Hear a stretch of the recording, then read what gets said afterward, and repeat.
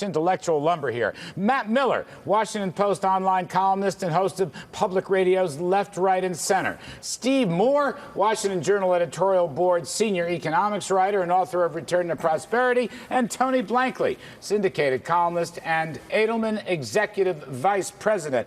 I want to go to Senator Portman first. Senator Portman, what's all this talk about tax increases? Why is GOP about to capitulate? I thought the Tea Party election last autumn was about spending and debt reduction, Senator. You're listening to John Harwood too much. First of all, Larry, great to be on with you and with a very distinguished panel, and I'm sure we're going to solve all the problems tonight. Listen, John did a great job reporting, but here's another statistic that you should know. The Congressional Budget Office, which is a nonpartisan group, has projected what taxes are going to do over the next few years and what spending is going to do. And in fact, spending has been at about 20% of our economy, as you know, historically. Taxes have been about 18% of our economy. If you look at what's going to happen just in the next several years, spending continues to go up. As John said, it's already 25% of the economy, which is our problem. But so do taxes. Even if the Bush tax cuts continue as they are, which under current law they're meant to expire, as you know, at the end of next year, even if that happens, taxes will be above the traditional 18% of the economy.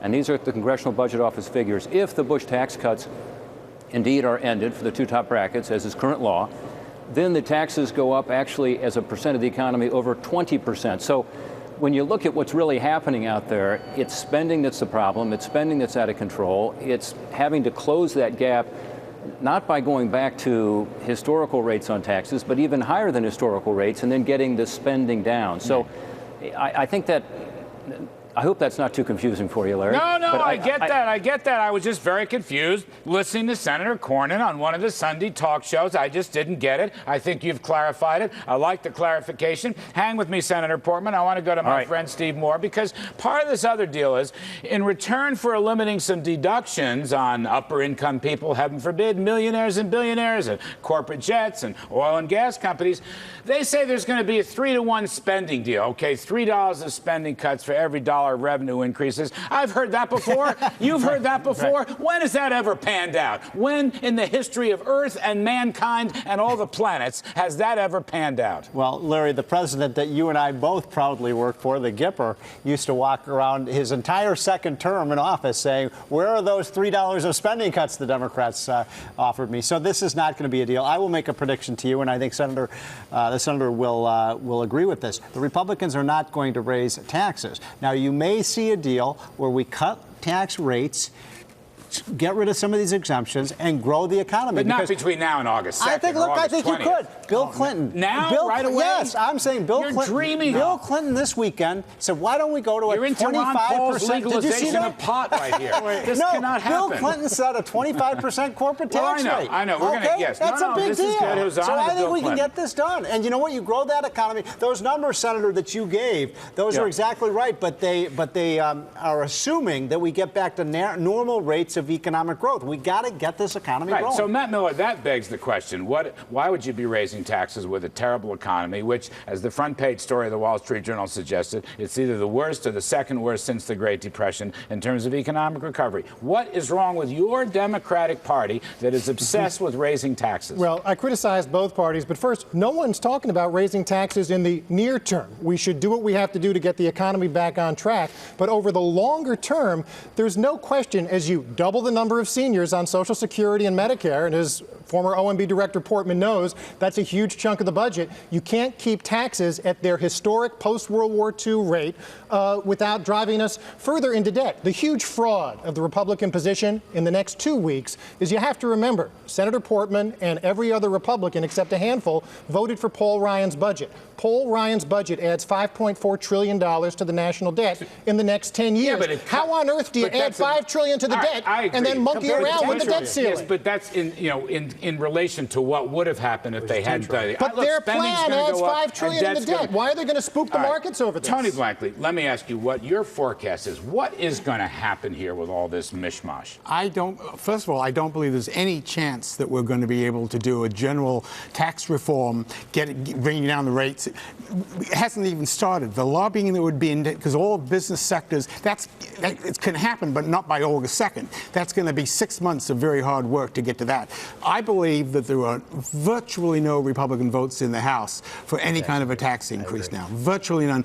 I don't know that there are more than a very small number of Republican senators who would vote for it. Why is the president harping on all this millionaires and billionaires and corporate jets and oil and gas? He implied the same thing in his brief news conference today. He said nothing, but he said, yes, all this has to be on the table. I don't understand. Why isn't the compromise about spending reduction? There's plenty to compromise over there. Why are they hung up on this? Well, I mean, never going to we pass. understand. You're saying it's never going to pass. I don't you believe don't it's think happen. it's going to pass. I think the area where there might be a compromise is on the question of whether you have a short-term increase in raising the debt ceiling versus a longer term. And it's possible that they could kick the can down the road by a few months that way. But I think there's a real chance that Washington is misjudging what's happening, and we could waltz right off a cliff. Because Senator Portman, which you can't do. Yeah, well, talk to me about Tony's last point, because that's an interesting point. There's a lot of people that don't believe these deadlines. A lot of people say there's plenty of revenue flowing into federal coffers to finance the interest on the debt and any of the debt rollovers and pay Social Security and pay Medicare. And yeah, we'd have to make some choices about other spending. But is this all just kind of a hoax, these August deadlines? No, it's not a hoax. And Matt Miller also worked at the Office of Management and Budget. He can talk to you about it. He worked there during the Clinton years, but it's the same OMB today as it was then. And when I was there, you're going to have to cash flow the government, Larry, which means, yes, there'll be revenue coming in. And if you look at the last few years, there'd be adequate revenue to pay interest on the debt.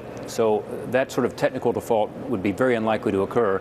But on any given day, you might not be able to pay Social Security, or you might not be able to pay other obligations of government. So this is a serious deadline. It may not be August 2nd, by the way. It may be 2 weeks later. It may be sometime in between. But we do need to resolve this when we come together to do so. But Senator, what about the Blankley idea that you may have to go short term on this? That well, you're not going to. I think that's possible. The November election was about deep spending cuts to stop the debt from skyrocketing even more than it's going to skyrocket. If you can't get it, if you're going to go small ball, then why give up your leverage, Senator? Maybe you should extend the debt ceiling 3 months to 6 months and come back again with a full 2012 budget that actually cuts some spending in 2012 for a change. Well, I think that's what you want to do. You want to maximize the chances of getting the spending side in balance, and that may mean doing something relatively short term. There's an interesting timing here because both Tony and Matt talked about the fact that tax reform is likely to happen over a period of time.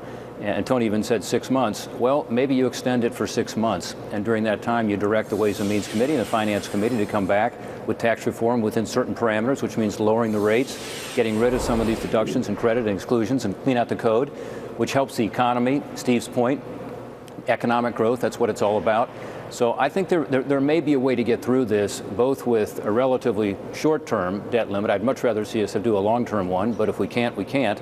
But then make a commitment to the real tax reform that we needed, and other, by the way, pro-growth policies we need, like regulatory relief and some of these trade agreements and other things that ought to get done. You worked in OMB, I worked at OMB, you worked at OMB, Steve Moore, and Rob Portman ran OMB. All right, so we got alumni. Well, let me I went down the hall in speech writing. Let me raise this very cynical point.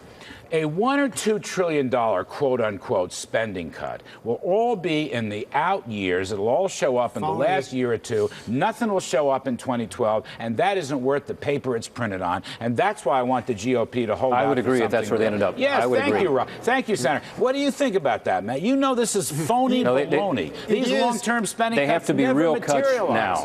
That's true, although it may be that that's the best face-saving option for both sides somewhere. No, it has to be real cuts now. That's what the Tea Party wants. That's your interpretation of the election. Even the independents are agreeing with None of them want Social Security and Medicare cut. You know that. That's why Paul Ryan didn't put Social Security on the table, and why he doesn't start Medicare for 10 years. You could get rid of the Department of Commerce. You could get rid of the Department of Energy. You could get rid of. Let me make a political point.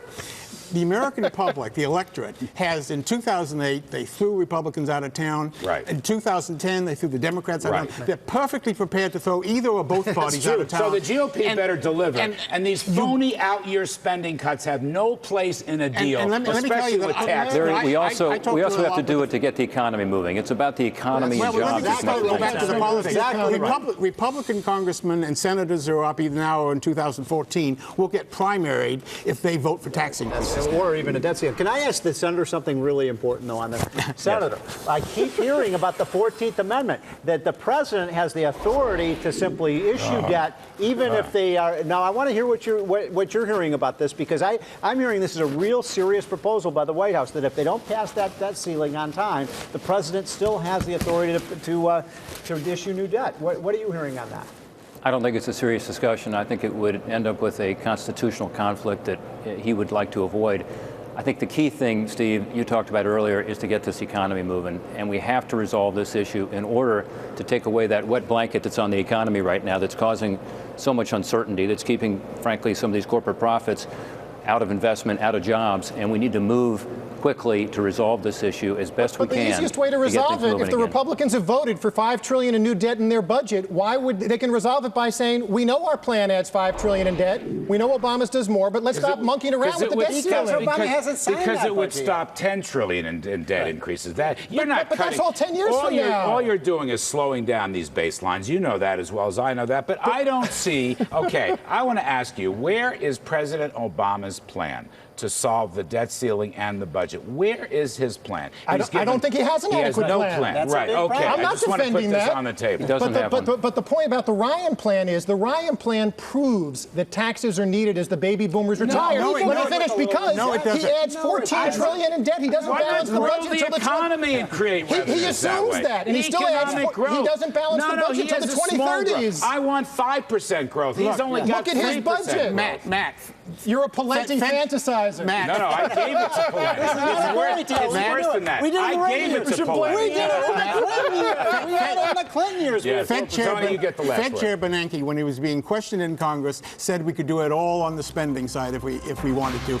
The only rule that you say that we can't get to is we can't sustain the current level of spending without taxing. Yes. Because the whole point is to reduce the current level. This is Greece come to America. Senator Portman, your words are very strong and heartening today. We appreciate it great to have very, very much, Senator great to have Rob a chance to Portman, talk a to you truly again. great American, Matt Miller, Steve Moore, and Tony Blankley. Still ahead on Kudlow.